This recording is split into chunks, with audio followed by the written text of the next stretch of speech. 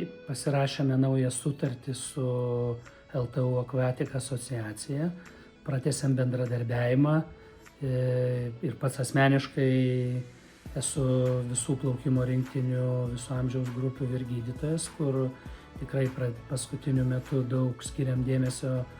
plaukikams, tyriam ir gijos klinikos, kur po vienu stogu turim absoliučiai visus reikiamus specialistus. Tikrai kovo mėnesio pradžioje vasario gale atidarom magnetinio rezonanso centrą naują, kur turėsim dabar išvis,